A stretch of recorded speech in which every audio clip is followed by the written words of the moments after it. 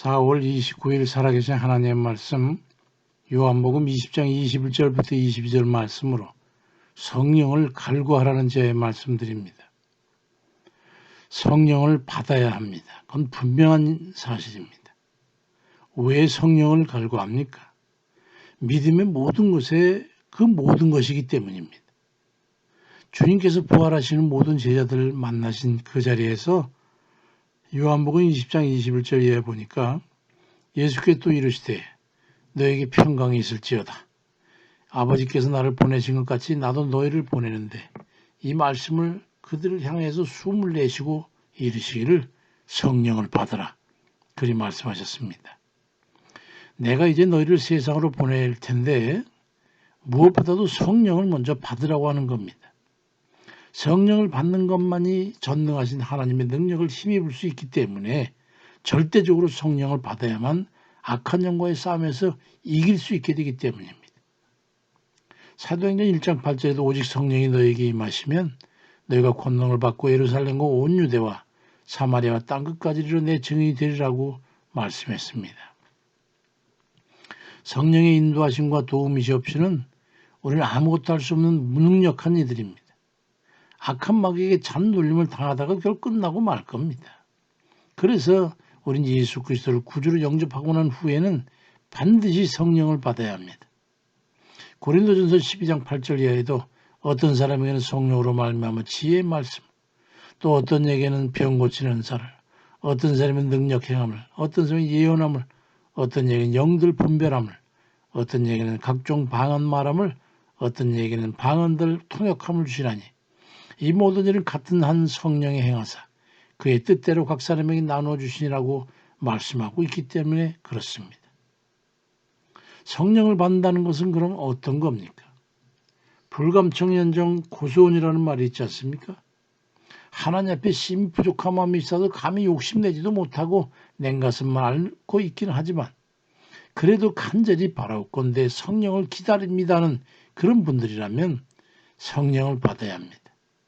성령을 받는다는 것에 대해서 어떤 이는 대충 구렁이 담 넘어가듯 그렇게 설명하라고 하지만 실제로 성령을 받는 데는 명확한 경계선, 그 선을 넘는 경험이 있어야만이 성령을 받게 됩니다.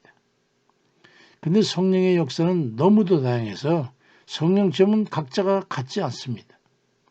그렇지만 분명한 것은 성령은 경험적이라는 거예요. 사도행전 10장 44절에도 베드로가 이 말할 때 성령이 말씀되는 모든 사람에게 내려오시는 그 모습을 본 기록이 있고 사도행전 2장 1절 4절에는 급하고 강한 바람 같은 소리가 있어 그들이 앉은 온 집에 가득하며 마치 불의 혀처럼 갈라지는 것들이 그들에 보여 각 사람이 하나씩 임하여 있었다고 하는 오순절날의 기록에 보면 분명히 경험적이고 사실적입니다. 또 하나 한 번 성령을 받다고 해서 그 상황이 지속되지는 않는다는 거예요. 그래서 데살로니가전서 5장 19절에는 성령을 소멸하지 말라고 사도 바울이 증거하고 있습니다. 그 말은 소멸할 수 있다는 말이기도 합니다. 또한 성령은 물질적이지 않습니다. 손으로 만져지는 촉감이 있지도 않습니다.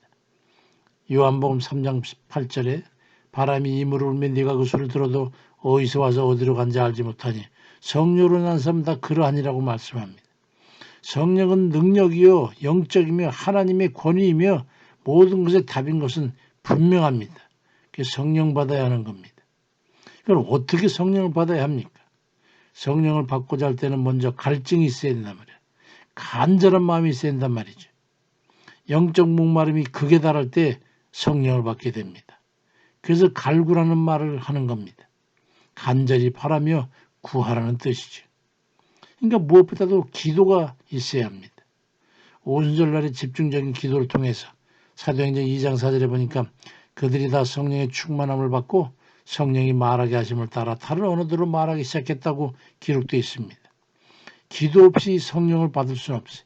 세상 없는 사람도 안 되는 거예요. 또 하나는 지탱입니다. 유지입니다.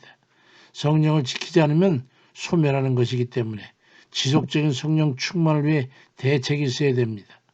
성령 충만은 기대와 비례하기 때문에 성령을 소멸하지 않도록 지속적으로 꾸준한 그리고 점점 더 기도로 충만해져야 하는 겁니다.